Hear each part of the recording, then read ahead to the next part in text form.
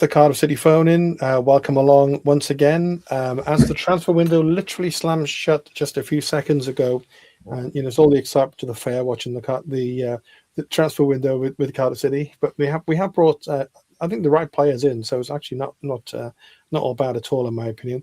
Cohen Griffith is with us. Welcome back on the show, Cohen. Great to have you on the show. Thank you for your time. Steve, thank you. Steve Wiggy Wiggins, the wonder of Wiggy, is with us, of course. Yeah, evening, gents. Nice to be on. And Gwilym Rees, who welcome back on the show. I think it's been a few years, Gwilym, we worked out, didn't we? Yeah, 2017. Yeah, welcome. No reason for that. It's just the way it was. I bumped into you at the club, didn't I, at the shop, and asked you to come on. So yeah, and actually Viv as well. Delighted. Maverick suggested it as well. So, Cohen, can we to start off tonight? We had a couple of games to look back on this week. We had a 2-2 draw on the weekend against arguably one of the worst sides in the league, but they almost did the double over us. And then we did a 4-0 battering of Barnsley, which was in the afternoon, in the second half rather, which is a bit of a stroll in the park. So we'll come on to that. But Cohen, I don't know whether you do. Do you have any sort of memories of transfer deadline, stuff, any kind of stories, or am I moving this time and this kind of thing, or sudden move? Nobody ever wanted me, and my transfer deadline days. I mean, I would have loved to have been, heavily involved, but unfortunately, no. So yeah, very, very boring on that one. I mean, there was no point in even staying by the phone. Did you? Well, so did you have any, in the squad then when you particularly when at Cardiff City, were the kind of surprise last minute moves that you remember with players you were with? God, now you are asking the wrong person here, because my memory is really, really bad. Can't be worse than that. But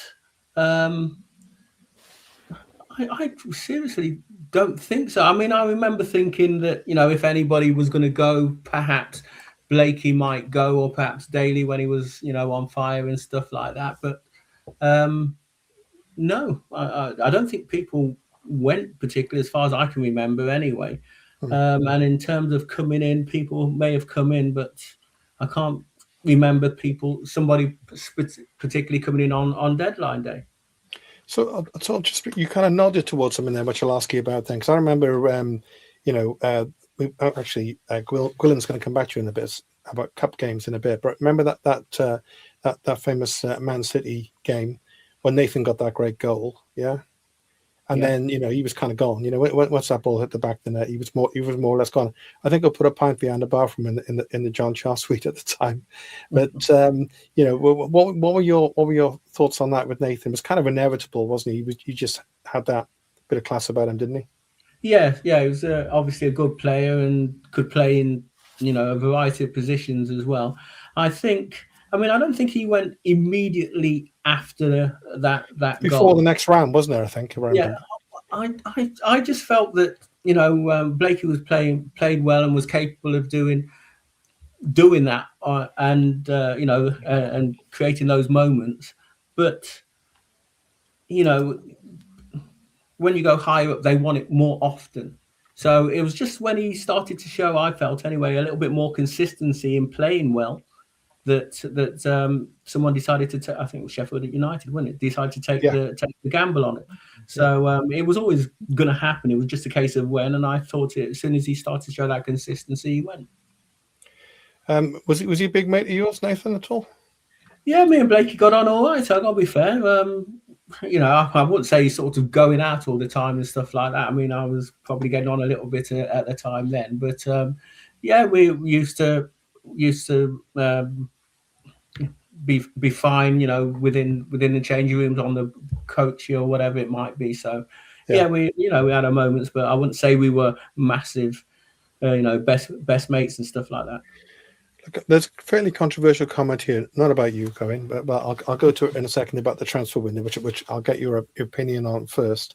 I just to say with you and Nathan, so years ago, Nathan, I was working at Red Dragon Radio in those days, so Nathan used to come in, he used to be on the show. I remember he had very, very shiny shoes, and he was kicking a football around in the reception area, very well dressed as ever. But I memean, you and him, really, personality-wise, quite very, very different personalities. He was like pretty full on, Nathan, wasn't he? Yeah, 100%. And it's interesting that he loves his clothes. Blakey does, probably still does, but he loved his clothes, and used to wear some of the most outrageous things you've ever seen. Especially when we won the league, and then we went away to Cabos, I think it was, wherever it was. Then the full array of Blakey's wardrobe came out then, and it was unbelievable. But yeah, he's a good lad, and he deserved to get his move, and was always going to get there at some stage, I felt. Well, just to say very briefly, one of the great pleasures of my when I was in broadcasting was sitting next to Nathan then for the next round against Luton in the old box with Phil Suarez covering the game for Red Dragon. Quite an amazing experience. He was good at that as well. It's no surprise he's gone on to do what he's done now. So I'll go to this comment, and the comment is that Tan has failed the fans and failed Murphy. Give you had a wobble. If you're happy with him, still be an owner for the next transfer window. So it's a fairly controversial kind of comment. I'll come back to you, Cohen, on that. Give you time to digest it. And Gwilym, I'll come to you. Is that just is that fairly extreme point of view? How are you feeling about things? I don't agree with it, to be quite honest. With regards to the transfer window not being supported and things like that, he's we're top of the league. And the other thing is, if you bring the players are very tight knit at the moment, and there's obviously a good team spirit. And if you bring people in, obviously somebody's got to drop out of the match day 18. And I guess that can cause discontent. So when they say, he hasn't supported the manager, I think if we were down the bottom of the league and he was trying to get some players in, I would say, he hasn't supported the manager. We're top of the league. There's a great team spirit going. And I just feel if you bring too many players in at this stage, it could upset the apple cart. And I don't try and fix something that isn't broke. I accept that we haven't got cover at left back. And he signed the young lad from Liverpool, isn't he? So I'm more than happy with where we are now, and I think with regards to Tan, I think once the Salah case gets sorted out in the next few months, we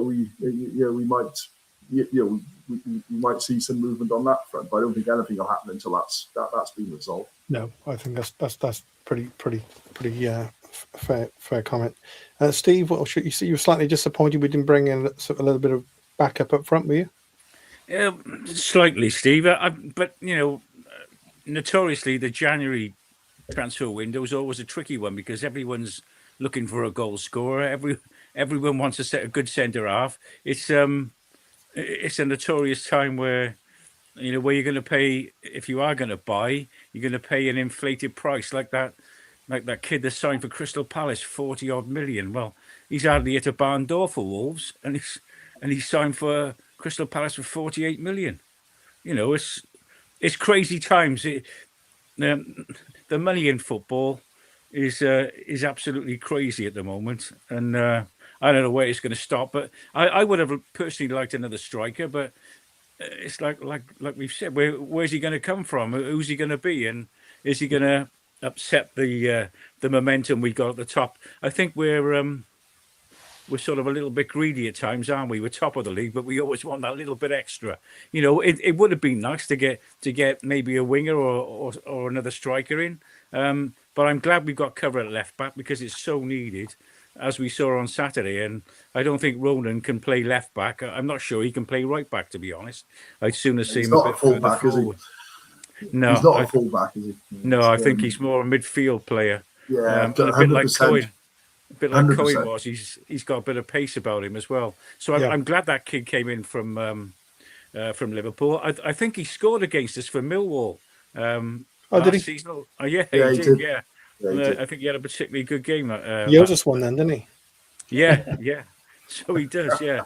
But it would have been nice. But as Gwilym's just said there, Steve, perhaps who knows what's going on behind the scenes. And, Mr. Tan's probably can see us doing well at the top of the league. Why would he want to, put even more money into the club if he's looking at us getting promoted and in what we're doing now and maybe selling the club in the summer?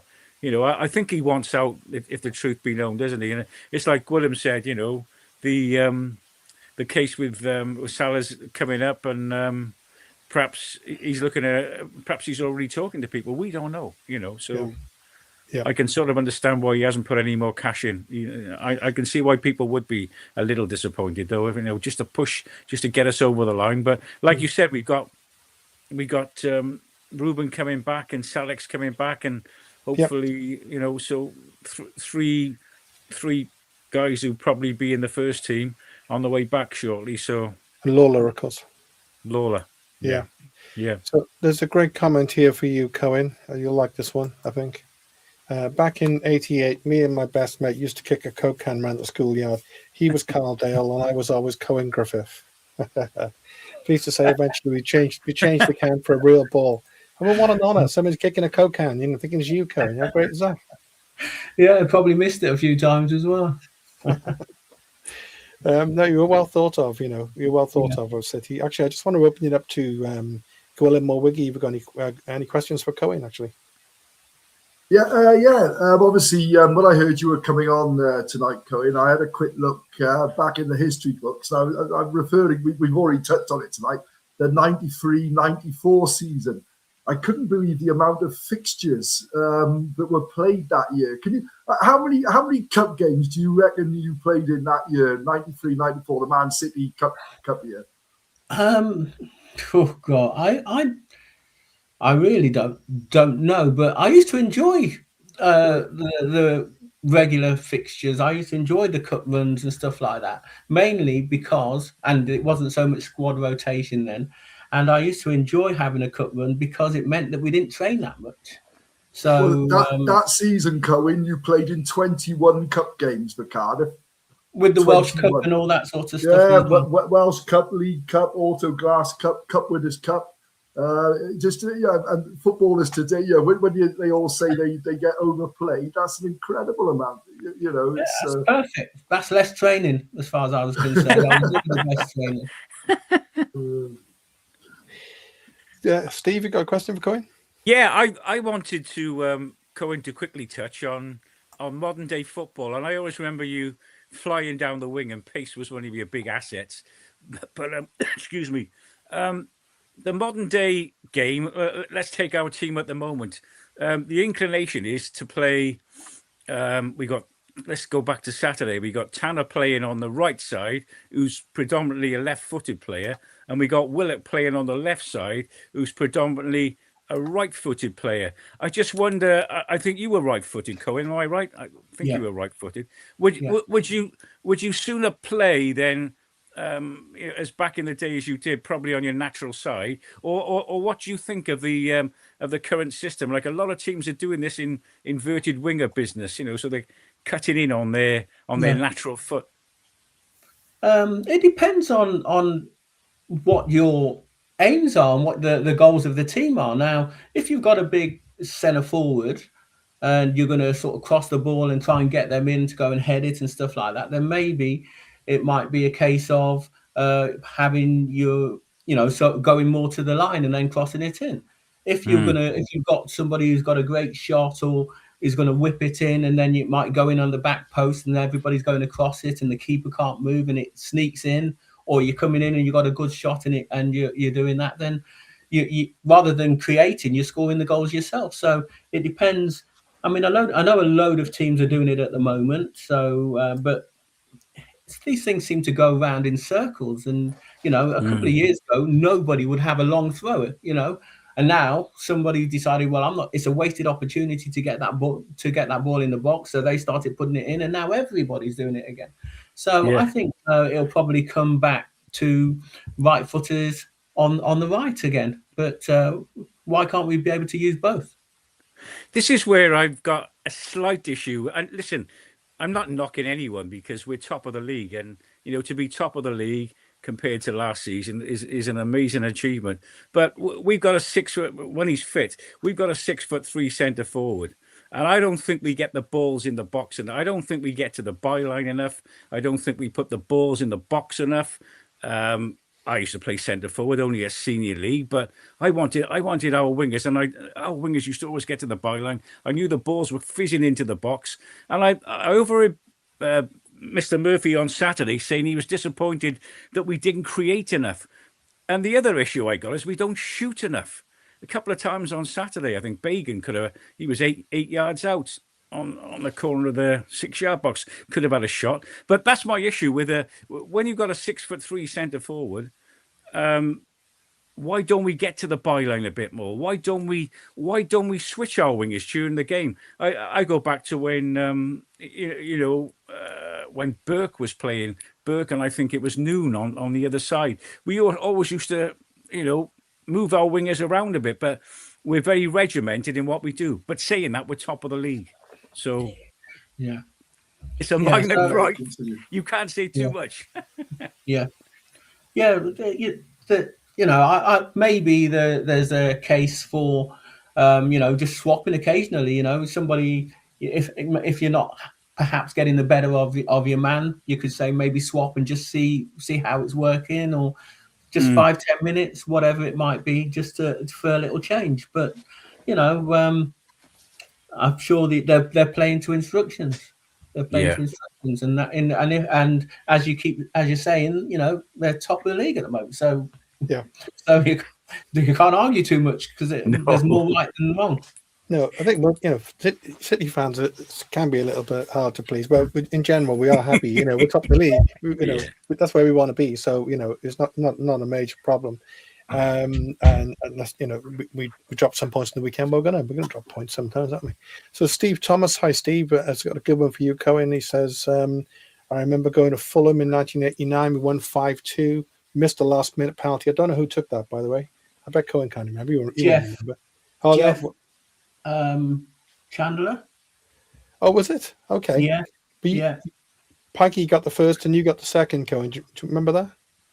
Well, I just signed. I actually got to that game. Come on, Steve, get your facts together. Yeah, that's right. I mean, I didn't get to very often, so that's how come I know. And I just got taken off, and then we got the penalty. And obviously, I never scored a hat-trick. And I probably wouldn't have scored a hat-trick anyway. But I think I would have been arguing to try and take it if I'd still been on. Yeah. I've got better memories of you than Jeff Chandler, by the way, but just put that one out there for now. Yeah. As an academy coach, Cohen, Halftime Oranges, great name. How would you rate, if you know about it, because I know Gwilym watches a lot of this, how would you rate Cardiff's current crop of youngsters, I suppose, at first team level, right at the moment? And where do you think we sit in terms of academy rankings across the UK? Is that something you think maybe we're doing a bit better these days? Because we seem to have some players coming through, don't we? Yeah, I think in terms of players coming through 100%, and it might always have been, I think Cardiff's academy has been reasonably well thought of anyway. It's just maybe they weren't getting the opportunities, and maybe just the fact that you drop down a division, and it gives you the opportunity to play the youngsters, or perhaps through I don't know, maybe financial restrictions, you have to play the youngsters, and they've proved that they can do the job. So no, I can't really rate its comment in terms of where Cardiff City Academy sits amongst everybody else's, because I don't really know that.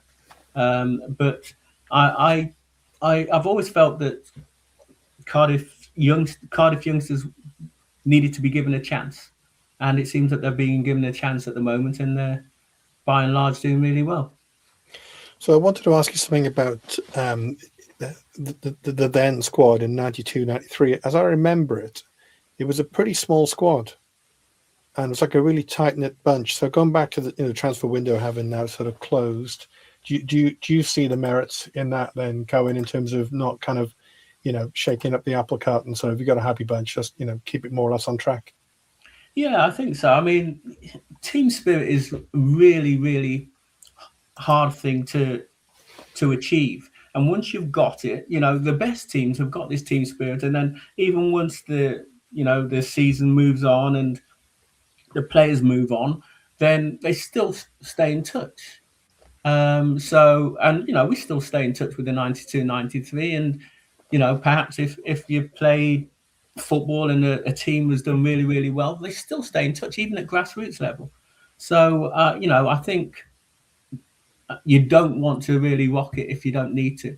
You might bring in 1, 2, but if you bring in 3, 4, however many, and then you have to start playing them, and they have to learn how other people are playing, and the people around them are playing, and all that sort of stuff, then you could rock the boat, upset people, and then you're almost like starting from scratch. So, maybe he has been given, manager has been given the opportunity to bring players in, and has decided that he doesn't need to or doesn't want to bring too many in. Also the players he's brought in Tyra. I think he's in his early 20s from Everton, and the lad Scandon, from the other side of Liverpool, has come in at a left back, which we need a backup keeper. We needed a backup left back, so that they were kind of vital ones, really. And he's only a 20-year-old, so he seems to be going with these youngsters, and I suppose that says a lot about BBM and maybe why he came to the club in the first place, actually, to work with younger players. But the way he wants to go forward and progress with Cardiff City, is that you think he's looking toward the future there a bit, Cohen? I think it is. Well, as long as you can keep the youngsters, that's the thing, isn't it? Yeah. So he's bringing them in. They're doing really well, getting recognition, and maybe. I think it's changed a little bit, because maybe it's not even down to the players so much in terms of I want to stay. If they've got and they will have all their what do you call them? Their managers and all that sort of stuff. They might be pushing for them to move. Their agents, they might be pushing for them to move, and they're probably thinking, well, perhaps I don't really want to. So as long as it's all right, giving them the experience and gathering a young side and letting them all mature together, but you have to try and keep them together then. How many people were in the squad in 92, 93? It was something really silly, with like 15 or something mad? I don't know. I would have thought there would be really more small, wasn't it? Really small squad, I think it was. I think it was a small squad. I don't know. The kind of, it must have been more than 15. It was like the actual, what would you call it? The main squad, apart from like fringe players, really. Yeah. It was a small squad, I think. I would have said it was that Maybe small. I can't remember thinking, we're struggling when we get a few injuries. Yeah. I think in that year, I think we actually were pretty strong, because we were versatile. And, if you remember in that year, Daly was out for a long time. Because, he got injured and he was probably gone Middlesbrough or wherever it was. So Daly was out for a long time. And then Paul Miller dropped back into midfield, and I was playing on the wing or up front, and and Robbie James could play midfield or at the back, and Nick Richardson could play various positions. So I think the key to it was probably that you had a lot of players who could play in different positions. Yeah, I think that's right. There was a versatility in that squad. I mean, Derek Brazil's another example of that. Really played centre back, right back, in midfield. Yeah. Cohen, what was it like having Stanty in the squad? What's because he was a bit of a character, wasn't he? Stanty's mad. Absolutely raving lunatic. It's funny. The things he used to do. When we were going training or coming back from training, or then when he wanted to try and have a sneaky fag or stuff like that. It's funny. Good lad, but funny. And what was Eddie May like as a manager? Did you ever have to cross him, or? Well, no, Eddie was fine with me. I mean, when he came first of all as a youth team coach, wasn't he, or something like that? So when I was in Dyfrig Street in the guest house, that's where we were when we first got in there, and Eddie was in there. So he would always say, "Come, let's go over to the Beverley," and all that sort of stuff and things like that. So he liked a little sneaky drink as well. But he was fine. I got on really well with Eddie. Was it a different way of playing then, Cohen? Obviously, I'm thinking back. I mean, my memory is not brilliant as well, but thinking back we used to get the ball forward a lot. I mean, the new way of playing is has got us to top of the league, but we used to get the ball forward a lot quicker. I think during your time, am I right there? And were you sort of instructed, even though you were playing up front, mostly on the wing? Were you instructed to ferry back and help your fullback, or was your remit to get the balls in the box and score goals? Well, it was a completely different game then. Completely different game. Now it's all like sort of build it up from the back and triangles, this, that, and the other. And I remember one pre-season that Eddie decided he was going to change the way we played. We used to get it forward pretty much. Eddie was going to change the way we played, and he said, right, just pass it around at the back until something opens up.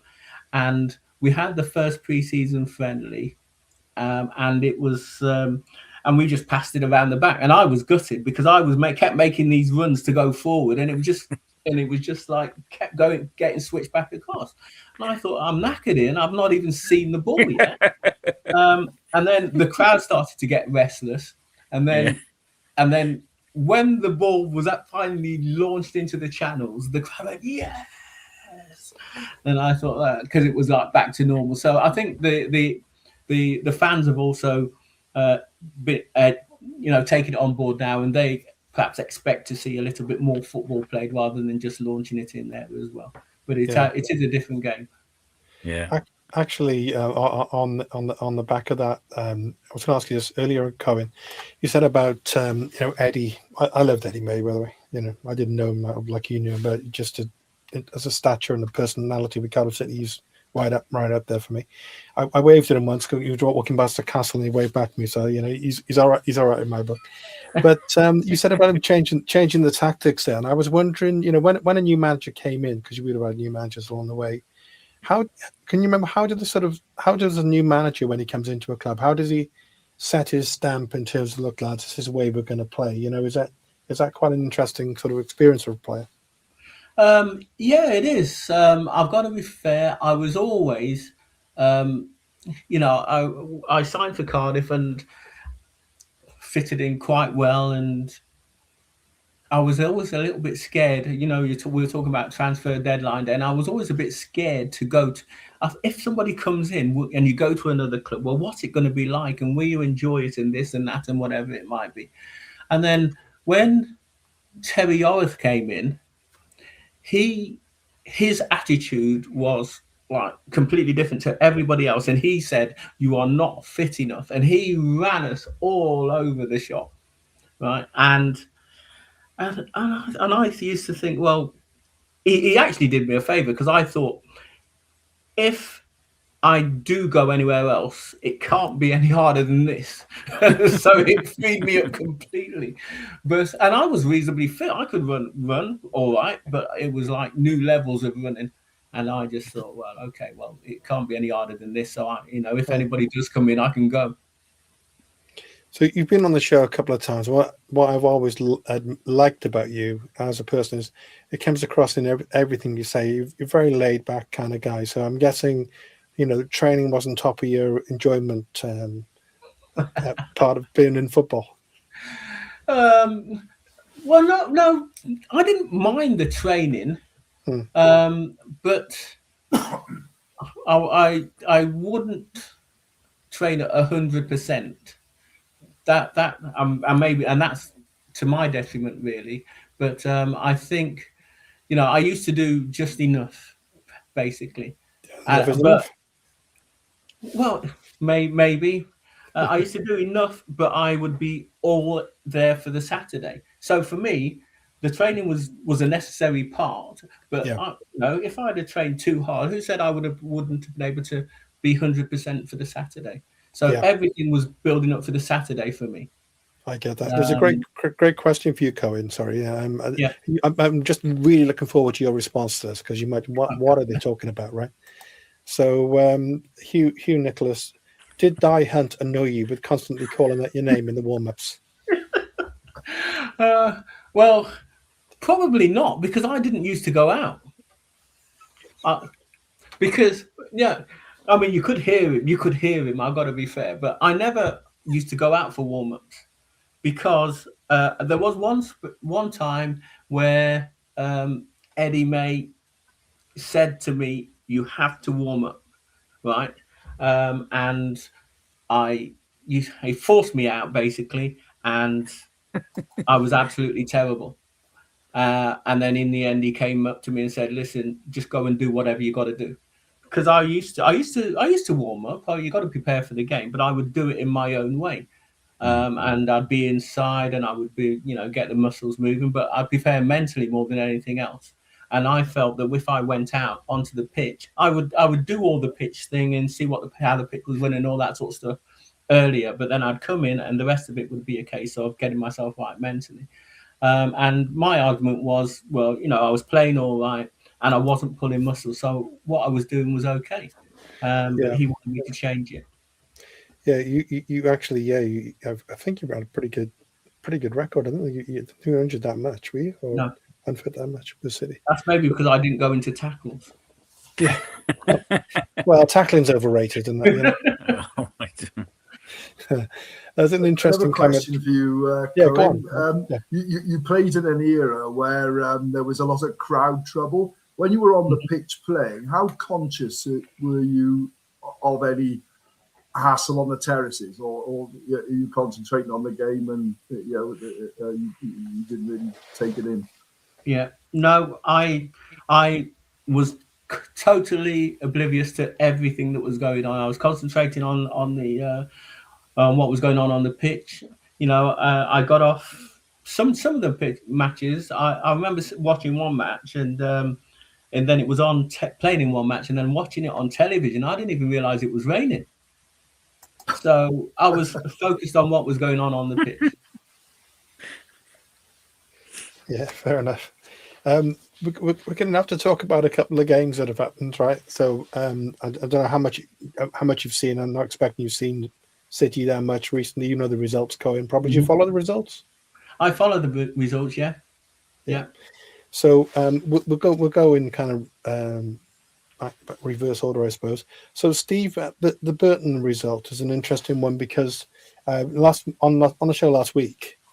They were the club with the first chance to do the double over us, and they kind of nearly did it. So they're surprising for a team right down there, because I suppose maybe because they are right down there, that they're so defensively is all or nothing for them, and they're hard to beat, aren't they? It seems. Yeah, and physical, Steve, and I don't think. In the makeup of our team, I see Jeff talking about the old Leeds team there. We haven't got a Billy Bremer in the middle of the pitch, and they were throwing long balls into the box, put a lot of pressure on us the first 20, 25 minutes. And I thought the first half was shocking on Saturday.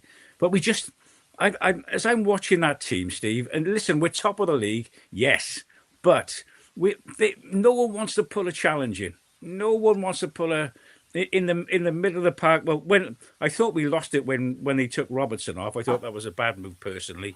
I thought the midfield sort of collapsed when we brought Robertson and Willock off. But we just need a bit more physicality in our team, a bit more bite, especially against teams like a Burton. And big side, they got stuck in. And they got that first goal, and then the crowd's up a little bit. The pitch wasn't the best, was it? But we're going to encounter that, I'd imagine, probably every week between now and the end of the season. Everyone wants the scalp of Cardiff City, don't they? That's the trouble. Well, it's interesting you say that, Steve, because Gwilym's probably picked up on this as well. But on Facebook, on social media, there's like a league, there's like a League One or EFL groups and whatever, and they're trying to paint us as the moaning minis of League One, the big time Charlies. Cardiff have come down to the division, and moaning all the time. But I'm guessing, Steve, you might see it slightly differently. Sorry, is that to me, Steve? Sorry. Yeah, and I'll go to Gwilym. I'll go to you first, Steve, on that. So, is there any validity in that? In us being moaning minis, Yeah. I think. Yes. I mean, I'm guilty of that. I think, as I probably said earlier, Steve, I think even though we're top of the league, we still want that little bit more, don't we? And we're watching the game, and Burton are in the bottom 3 or 4, and yes, on paper we should be beating them, but I think we got to stand up a little bit more to these teams and be a bit more like a Chambers and give a couple of digs. That's all these teams do. And they got big players, and probably like in Cohen's day, I can't remember who was in our midfield back in your day, Cohen. But did we have a nasty player in there? I mean, I know you mentioned Stanty earlier up front, but someone who put a tackle in. Well, there was Paul Miller, Paul Ramsey. Paul Ramsey, yeah. There's your man. Yeah, I'd say they would be the real ball winners in there. Yeah. We're sort of lacking someone in the middle to do that. Like, I noticed when Turnbull comes on, they just delay that little bit, that split second, and it's in Kellyman's the same to a certain degree. But I suppose to answer your question, we do like a good moan, Steve, but I think that's a fan's prerogative. I think the other point there is, Cardiff have 60-70% possession. So that there are going to be more indiscretions against us than we hand out to the opposition. But I'm not one for slating referees, but we're in the third tier of football, and we've certainly got the fourth or the fifth tier of referee.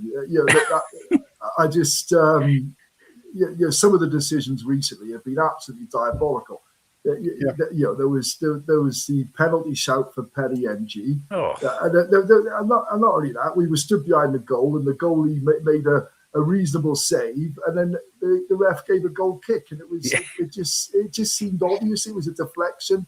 And don't get me wrong, I guess we get away with one or two. We could have had a couple of people sent off this last few weeks, couldn't we? I think Capaccio was probably lucky, and I think Robertson was a bit lucky in the midweek game. And what BBM does, your card is marked if you get a first half booking and you're a defensive player, because you're off, aren't you? He doesn't take the chance of getting somebody sent off. He makes that substitution, which I think is great. But I think the fans, when people say we're moaners, Salek gets absolutely manhandled. And I just, you kind of look at the game objectively, but there should be foul after foul after foul given given for him, and he just doesn't get them. So look, if that's what people think, what can you say like that? Well, it was indicative, Gwilym, you saying that. There was, Stockport fans seemed to rattle Barney with Cardiff City afterwards. But interestingly, his name escapes me now, but evidently we saw the clip with their manager after the game and what he said. Did you see that, Gwilym? Yeah, it's a shocker. It's absolutely outrageous. Yeah, in another press report, when he was, I can't remember what the manager's name was, but when he was a player, he broke some guy's leg and ended his career. And it was reported in the press. Chandler, Dave Chandler. I think Kamara was, who was the commentator on ITV? Chris Kamara. I think he was his manager at the time. And when he put this leg breaker in, the referee only gave him a yellow card, but the manager suspended him for quite a few games because of how terrible the foul was. And that's the type of guy he is. So you can imagine what he drills into his Stockport team. It's physicality above everything else. And the Stockport game, was that the one where Winkle took an elbow? Was that the one? Or there were 3 or 4 elbow incidents in that game. Yeah, there was an elbow in front of the Ninian stand, which was that was worse than the challenge on Salek. It was a shocker. Because it looked premeditated. He looked around and then the elbow went in as far as I could see. For Cohen's benefit, you would have seen this, but Challoner after the game was talking about the fact that young Joel Colwell got the equaliser for us. He was a 20-year-old kid, I think he is. So he got well taken goal, and it was along the lines of, if you're going to score a goal like that, but along the lines of your face shouldn't look the same after you're done. You should at least have your teeth removed. It's the manager of a football league club. Right, okay. So basically, listen, sometimes you would be expecting, you might be going into a situation and you'd be saying, well, perhaps I might get injured there. So he's just saying as his players to just kick through it anyway and they put the head there because they know you're going to kick through. So except physicality is a big part of the game. Standing up for yourself is a big part of the game, and it's just like trying not to take it over the line, or knowing where the line is. Yeah, and then if you don't know, then it's up to the referee to remind people. On the subject you've been of very diplomatic there, Cohen, I think. Actually, sorry, Steve. I was going to say on the subject of referees, Cohen. What's your take on VAR? Personally, I can't stand it. I just wondered, as an ex-player, do you think they should roll it out across all the leagues, or what's your thoughts on it? When it first came in, it was pretty quick. I can't remember. I think it was a European Championship or whatever it was, and it was quite quick. And it wasn't. And I thought that it worked quite well. I just think it's taken a lot of that instant joy out of the game. Now, I think, but football it's big money. It's big money now. And getting those decisions right. I mean, they say that, an obviously wrong decision, and they're saying somebody's 0.2 millimeters offside. Well, that's not obviously wrong for me anyway. But it's such a big money game that I think getting those decisions right is crucial. I think when Cardiff were in the Premiership, they had a goal Chelsea given against them. The Chelsea game, wasn't it? Yeah, and it was miles offside. Now, if they'd have won, if VAR had been involved in that, then Cardiff get that win. Who knows what would have happened? Probably would have stayed up, actually. Yeah. So that season was the season where Sean Morrison was getting manhandled all the time at corners and things like that. He was getting rugby tackled half the time, and he just didn't win penalties. And it was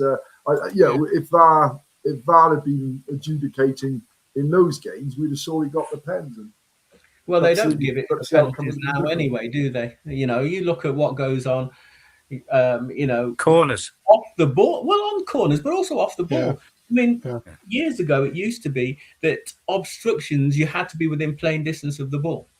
And now, you just see people running across people to stop them and then just running along their line. Well, that's obvious obstruction, and it never gets called. It's making me wonder whether obstruction is still part of the game. Well, it's the same with the VAR yesterday. I just think they're taking it back too far. And if anyone saw the Aston Villa goal they had choked off Tammy Abraham yesterday, where they took the play all the way back a couple of minutes, right back down the pitch, where they thought the ball had gone out of play. There was no.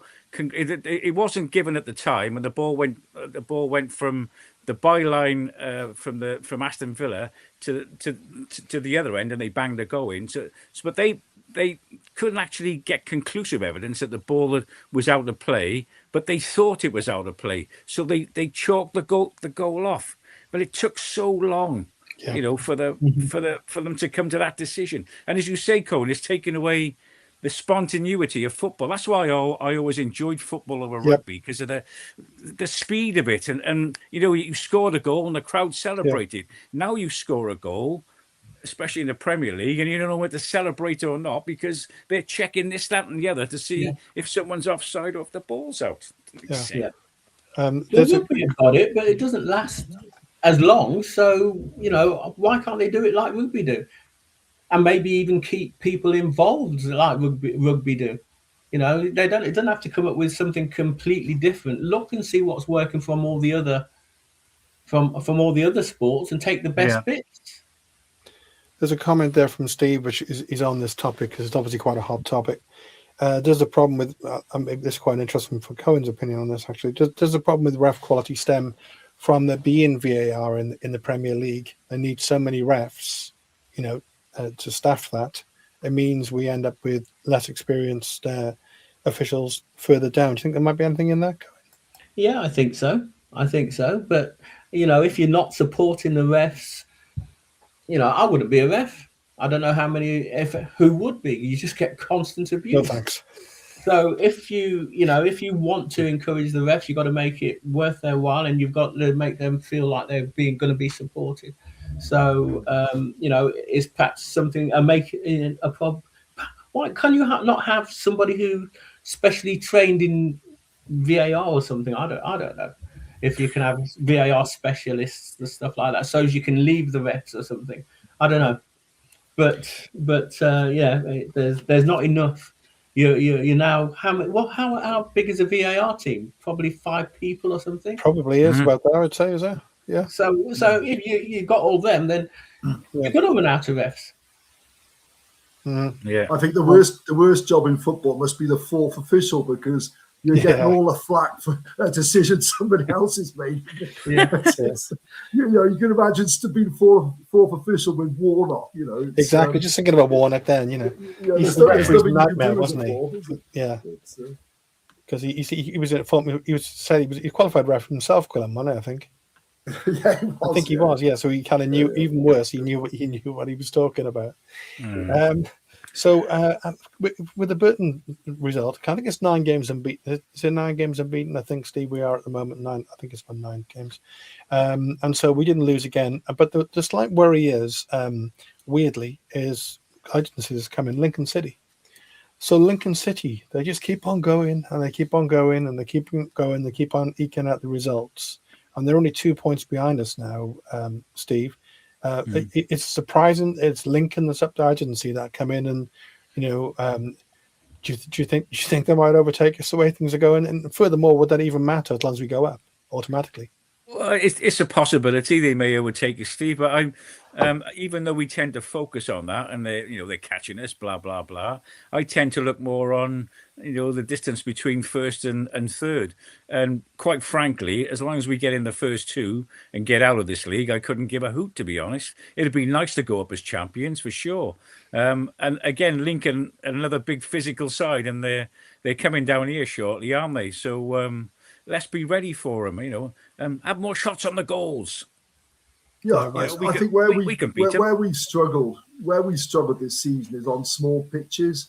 Burton was a small pitch, Lincoln was a small pitch. I honestly think when Lincoln come down here, I think on a big pitch we'll win that with a bit to spare.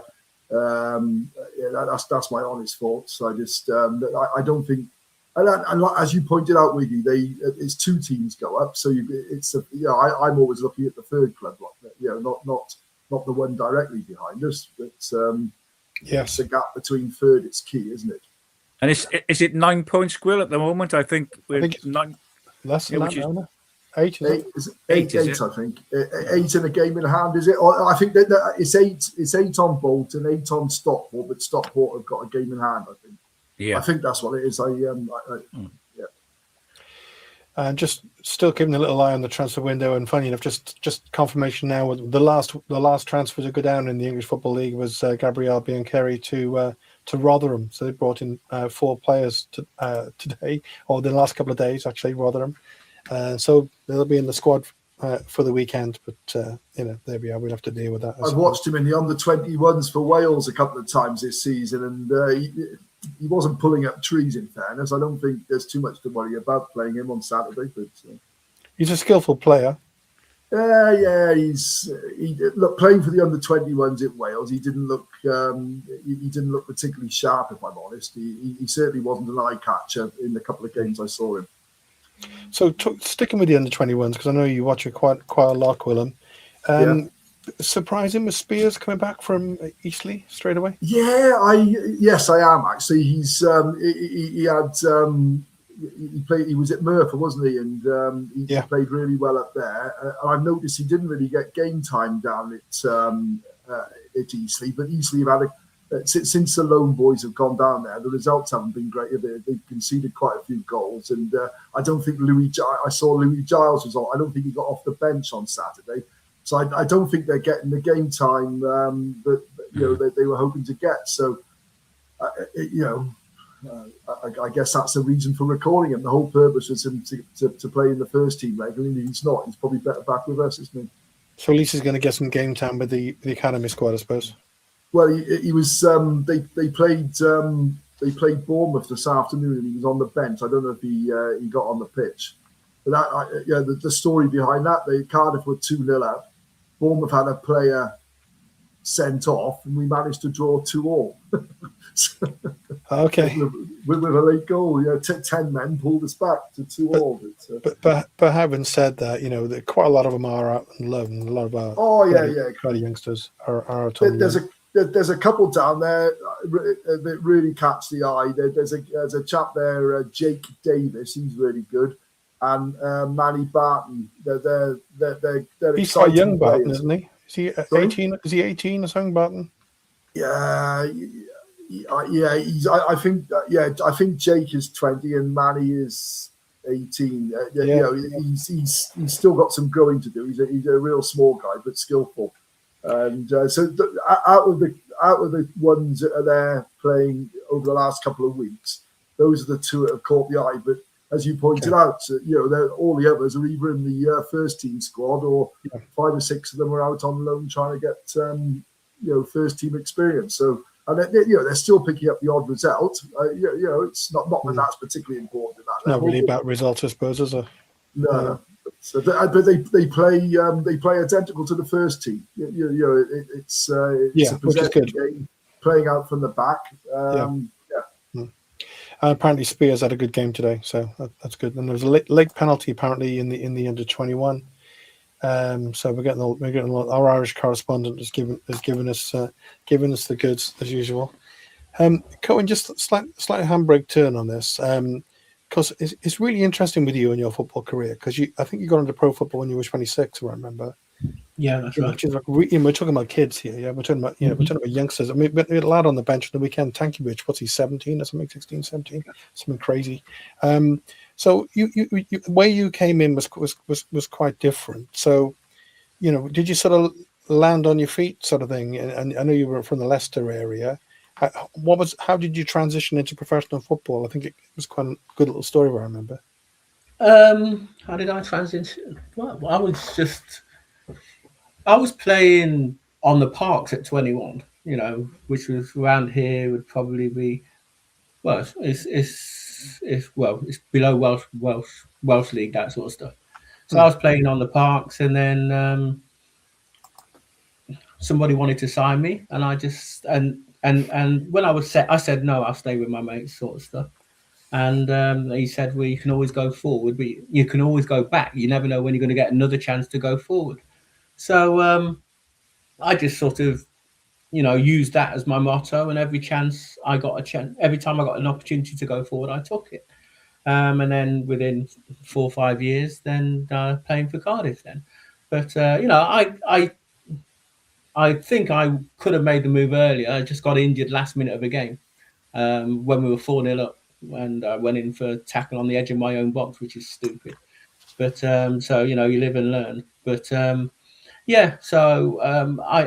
felt just that's how I got into it. I thought my chance had gone, but you never know who's watching. Somebody was watching another player, I think it was, and I think they asked them to go, and they said no, and they switched to me. Yeah, I could say you're a really popular player at City, and as we again said earlier, you're like a regular face. You're in the team most of the time, and we remember some of those characters, and there were some good characters. We mentioned Paul Ramsey earlier. Paul Ramsey be sent off every week now, wouldn't he? Well, the game has changed, isn't it? You were allowed to put tackles in and stuff like that. Nowadays, it's so easy to get booked, and the consequences are such that if you go down to 10 men, you're almost certainly going to lose the game. That I can understand that if someone's has got booked, they might have to bring them off. Because sometimes the players just throw themselves on the floor, and the referees buy it. So so I can understand, BBM sort of saying, right, okay, then I've got to bring you off now. So just to ask you a kind of personal one on the back of that, then, do you think these days it's as likely, shall I say, that a 26 you get into pro football, or do you think that those academy days these days, the youngsters, you got to prove yourself fairly early on? Do you think? I think it's still possible, but it's probably if you're playing at any sort of, if you had a half decent play, you would have probably have played in an academy or at that higher level. Academies cost money. Perhaps people haven't got the money, so I think people can slip through and be a late developer or whatever it might be. But I think the odds of it happening at 26, I mean, I'm trying to think of players who are making their league debut quite late now, and I can't think of anybody. No. Jamie Vardy. Yeah. But that's a good few years back now, though, isn't it? Yeah. Kiefer Moore. Was he? Yeah. Okay. Kiefer Moore. I think was quite late. Okay, fair enough. I think he was. He was. I think he came into the game late. Yeah, but Vardy had also been with Sheffield Wednesday, hadn't he? Yeah. So I don't know if Kiefer Moore had been and then sort of had come out of it completely and then got back in or whatever it might be. For me, I was never anywhere. Well, no, I was when I was about 12 with Leicester for a few weeks. One of the very first sort of training things that they used to do. But no, I was never involved with a professional club up till signing then. There's helpful advice from Graham. Thanks, Graham. The other game, What about Traore though? Doesn't he? He always puts all the oil on, doesn't he, and stuff like that. Yeah. So I think he just likes putting the oil on personally, but he says that it's so as when they try and grab him that it's harder to grab. It would make sense. The other game we didn't get into was we beat Barnsley 4-0. It was an interesting one because it never really felt like a 4-0 towards the end of the second half when the Olays were going off. First half I didn't think we were that impressive really, but a 4-0 win is a 4-0 win, so we'll take that all day long. We got Rotherham away on the weekend, Cohen, and they've signed. I think they've signed 4 players in the last couple of days, including Biancheri. He probably come and get a goal against us on the weekend there. For what it's worth, Rotherham away. I'm sure you've played at Rotherham, Cohen. Cardiff City off to Rotherham. What's the result going to be? Well, you'd like to think that Cardiff are going to win, but it's just you know what it's like. If you're at the top, you are a target, and teams raise their game. Yeah, they raise the game because you're the one to beat, and they're going to be having God knows how many debutants as well. Yep. So it's not going to be easy. And if it is, then it's so much the better. But I think you go there, you're expecting it to be a battle. You're expecting them to raise their game, and you go out with that mindset that you've got to be at your best. Yep. And if you're at their best and they're at their best, then you think you'll win. But you can't take anything for granted. Okay, Gwyl, could you go to you next? We're a better team than them. We'll have the possession. I suppose the bottom line comes. It's just about sticking the ball in the net, and if we do that a couple of times, I'm sure we'll win. But we should be going to a side near the bottom of the league and coming back with 3 points. Okay, unlike the Burton result, of course, we would have said the same thing as was. Steve, as long as even if we come back with a point, it's not an absolute disaster. No, it's not. Our runs recently have been win draw, haven't they? Exactly. So it's your win. I think that's an average of 2 points a game. And that's job done, then, isn't it? That's enough. Yeah, we're averaging just over 2 at the moment. Steve, do you want to give us a result? Thinking back to games up there in the past, Steve, it's all dependent on waterlogged pitch. I don't know if you remember that from a couple of seasons ago. But I'm going 2-1 City on Saturday. I think we got enough to win up there. Okay. So I think we're all saying we're going to win. I'll take that anyway. Well, thank you in particular to Cohen, but thanks, Gwilym. Good to get you back on the show again. And thanks, Steve. See you all again soon. Pleasure. Good guys. Good to see you guys. Bye-bye. This channel is powered by an incredible membership community on Cardiff City World and patreon.com/Ace Podcast Nation. Becoming a member unlocks exclusive rewards from early access to live event tickets, bonus content, and even the occasional inside transfer scoop when we get it. But more importantly, it allows us to bring you top quality Cardiff City content 7 days a week. Across those 7 days, we're talking match previews, exclusive interviews, instant match reactions, the breakdown podcast, tactical deep dives, the spotlight series, Bluebirds Rewind, Academy Focus, and just so much more. Led by myself, backed by an army of passionate Cardiff City fans, this is content created by fans for fans. Balanced, professional, and 100% all about the club we all love.